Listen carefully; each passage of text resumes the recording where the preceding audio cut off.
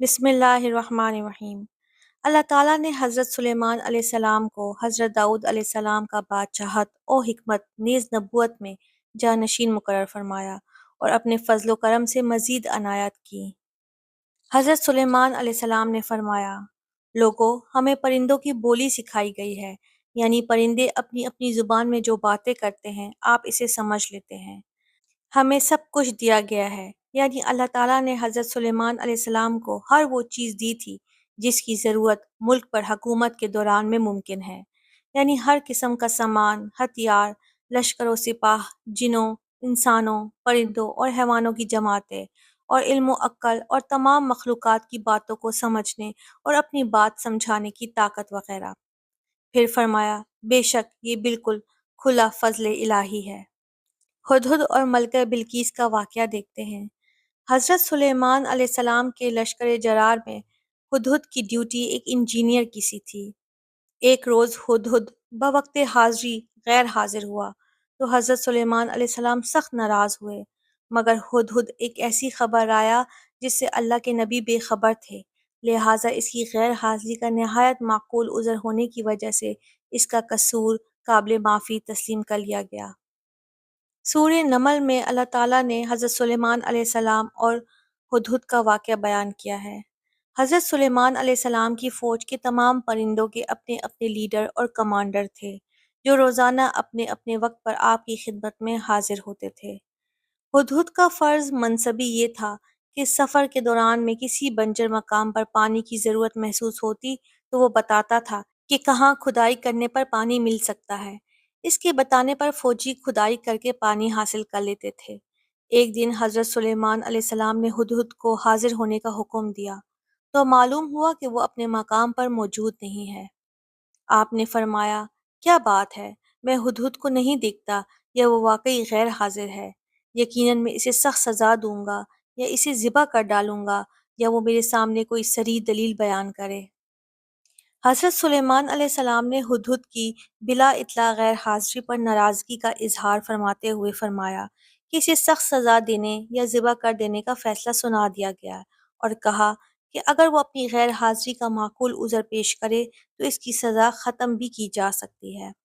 تاہم ہدہد جلد ہی حضرت سلیمان علیہ السلام کے دربار میں حاضر ہو گیا اور عرض کی، ترجمہ، میں ایک ایسی چیز کی خبر لایا ہوں جس کا آپ کو علم نہیں۔ میں سبا کی ایک سچی خبر آپ کے پاس لایا ہوں۔ میں نے دیکھا کہ ان پر بادشاہت ایک عورت کر رہی ہے جسے ہر چیز سے کچھ نہ کچھ دیا گیا ہے، اور اس کا ایک عظمت والا تخت بھی ہے۔ ہدہد نے حضرت سلیمان علیہ السلام کو ملکہ سبا کی سلطنت کے بارے میں بتایا۔ یہ سلطنت یمن میں تھی۔ حضرت سلیمان علیہ السلام کے زمانے میں اس کی حکمران شاہی خاندان کی ایک عورت تھی، کیونکہ سابق بادشاہ کا کوئی بیٹا نہیں تھا جو بادشاہ بن سکتا۔ پھر ہدہد نے بتایا کہ وہ اللہ کے ساتھ کفر کرنے والے لوگ ہیں، اللہ کو چھوڑ کر سورج کو پوجتے ہیں۔ شیطان نے انہیں اس اللہ سے دور کر دیا ہے جو آسمانوں اور زمین میں سے چھپی ہوئی اشیاء نکالتا ہے، اور وہ حسی اور معنوی تمام ظاہری اور پوشیدہ اشیاء سے خوب واقف ہے۔ اس کے سوا کوئی معبود برحق نہیں، وہی عظمت والے عرش کا مالک ہے، یعنی اس کا تخت اتنا بڑا ہے کہ مخلوقات میں سے کوئی چیز اس سے بڑی نہیں۔ اس وقت حضرت سلیمان علیہ السلام نے ملکہ بلقیس کو ایک خط بھیجا جس میں اللہ تعالیٰ اور اس کے رسول کی اطاعت کی دعوت دی گئی تھی اور آپ کی اطاعت قبول کرنے کا حکم تھا۔ اس لیے فرمایا، اللہ تعالیٰ علیہ، تم میرے سامنے سرکشی نہ کرو بلکہ میرے حکم کی تعمیر کرو اور مسلمان بن کر میرے پاس آ جاؤ۔ جب ہدہد نے حضرت سلیمان علیہ السلام کا خط بلقیس کو پہنچایا، اس نے پڑھا اور وزیروں و مشیروں کو طلب کر لیا تاکہ اس خط کے بارے میں مشورہ کرے۔ اس نے انہیں صورتحال کی خبر دیتے ہوئے کہا، میری طرف ایک گرامی نامہ ڈالا گیا ہے۔ پھر خط بھیجنے والے کا پتہ بتایا، وہ سلیمان کی طرف سے ہے۔ پھر خط کا مضمون پڑھ کر سنایا، وہ بخشش کرنے والے مہربان اللہ کے نام سے شروع ہے، یہ کہ تم میرے سامنے سرکشی نہ کرو اور مسلمان بن کر میرے پاس آ جاؤ۔ پھر ان سے مشورہ طلب کرتے ہوئے بولی، اے میرے سردارو، تم میرے اس معاملے میں مشورہ دو، میں کسی امر کا قطعی فیصلہ نہیں کر سکتی جب تک تمہاری موجودگی اور رائے نہ ہو۔ انہوں نے کہا، اگر آپ کو جنگ کرنے کے لیے فوج کی ضرورت ہے تو ہم یہ فریضہ انجام دینے کے لیے پوری طرح تیار ہیں، تاہم آخری فیصلہ آپ ہی کا ہوگا۔ آپ خود ہی سوچ لیجئے کہ ہمیں آپ کیا حکم فرمائیں گی۔ تاہم اس کی رائے سرداروں کی رائے سے بہتر تھی اور وہ عقل میں ان سے برتر تھی۔ اسے معلوم ہو گیا کہ اس انداز سے خط بھیجنے والے کا مقابلہ کرنا یا اسے دھوکہ دینا ممکن نہیں۔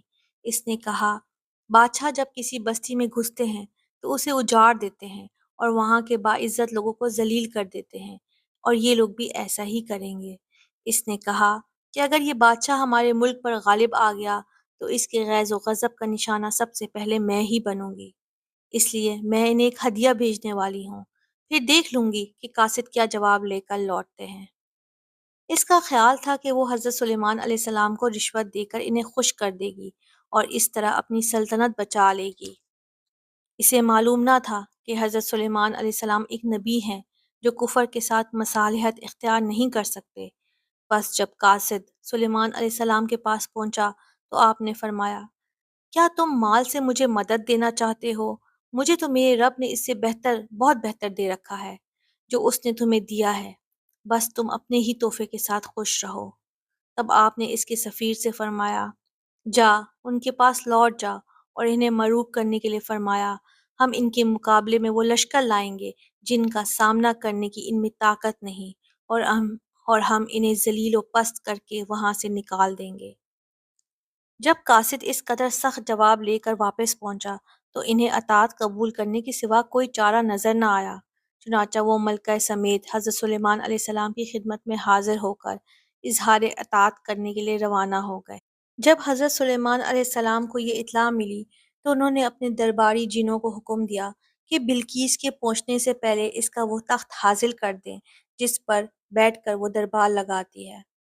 تو ایک قوی ہیکل جن کہنے لگا، آپ کے اپنی مجلس سے اٹھنے سے پہلے ہی میں اسے آپ کے پاس لا دیتا ہوں۔ آپ اہم معاملات پر غور کرنے کے لیے اور مقدمات کے فیصلے کرنے کے لیے صبح سے دوپہر تک دربار منعقد کرتے تھے۔ اس نے کہا، میں یہ ذمہ داری ادا کرنے کی طاقت رکھتا ہوں۔ یقین مانیے کہ میں اس پر قادر ہوں اور ہوں بھی امانت دار۔ تخت کے جواہرات میں خیانت نہیں کروں گا۔ دربار میں موجود ایک مومن جن نے عرض کی، میں آپ کے پلک جھپکنے سے پہلے ہی اسے آپ کے پاس پہنچا سکتا ہوں، اور واقعی بلقیس کا تخت تھوڑی دیر میں یمن سے بیت المقدس پہنچ گیا۔ جب آپ نے اسے اپنے پاس موجود پایا تو فرمانے لگے، یہ میرے رب کا فضل ہے تاکہ وہ مجھے آزمائے کہ میں شکر گزاری کرتا ہوں یا ناشکری۔ شکر گزار اپنے ہی نفع کے لیے شکر گزاری کرتا ہے، اور جو ناشکری کرے تو میرا پروردگار بے پرواہ اور بزرگ ہے، اسے نہ شکر کرنے والوں کے شکر کی ضرورت ہے، نہ کافروں کی ناشکری سے اس کا کچھ بگڑتا ہے۔ حضرت سلیمان علیہ السلام نے حکم دیا کہ تخت کی آرائش میں تبدیلی کر دی جائے تاکہ بلقیس کی عقل و فہم کا اندازہ ہو سکے۔ حکم دیا کہ اس کے تخت میں کچھ تبدیلی کر دو تاکہ ہمیں معلوم ہو جائے کہ یہ راہ پا لیتی ہے یا ان میں سے ہوتی ہے جو راہ نہیں پاتے۔ جب وہ آ گئی تو اس سے کہا گیا، کیا تیرا تخت بھی ایسا ہی ہے؟ اس نے جواب دیا، گویا یہ وہی ہے۔ ملکہ بلقیس کے خیال میں یہ تخت اس کا نہیں ہو سکتا تھا، کیونکہ وہ تو اسے یمن میں چھوڑ آئی تھی اور پھر اس کی سجاوٹ میں بھی تبدیلی کر دی گئی تھی۔ وہ نہیں سمجھتی تھی کہ کوئی اور بھی ایسی عجیب و غریب کاریگری اور ہنرمندی کا مظاہرہ کر سکتا ہے۔ اللہ تعالیٰ نے سلیمان اور ان کی قوم کی بات نقل فرمائی، ہمیں اس سے پہلے علم دیا گیا تھا اور ہم مسلمان تھے۔ اس کے بعد فرمایا، اسے سلیمان نے اس سے روک دیا جو وہ اللہ کے سوا سورج کی پوجا کرتی تھی، یقیناً وہ کافر لوگوں میں سے تھی۔ یعنی ملکہ اور اس کی قوم بلا دلیل صرف آباء و اجداد کی تقلید کرتے ہوئے سورج پرستی میں مبتلا تھی، اس لیے حضرت سلیمان علیہ السلام نے اسے اس کام سے منع کر دیا۔ حضرت سلیمان علیہ السلام نے شفاف شیشے کا ایک محل تعمیر کروایا تھا۔ اس کے نیچے پانی بہتا تھا اور پانی پر شیشے کی چھت تھی۔ اس پانی میں مچھلیاں اور دوسرے آبی جانور رکھے گئے تھے۔ جب ملکہ بلقیس وہاں پہنچی تو اس سے کہا گیا، محل میں تشریف لے چلیے، جہاں حضرت سلیمان علیہ السلام تخت پر رونق افروز تھے۔ اسے دیکھ کر وہ سمجھی کہ یہ حوض ہے۔ اس نے اپنی پنڈلیاں کھول دیں، فرمایا، یہ تو شیشے سے منڈی ہوئی عمارت ہے۔ کہنے لگی، میرے پروردگار، میں نے اپنی جان پر ظلم کیا، اب میں سلیمان کے ساتھ اللہ رب العالمین کی فرما بردار بنتی ہوں۔ اللہ اکبر۔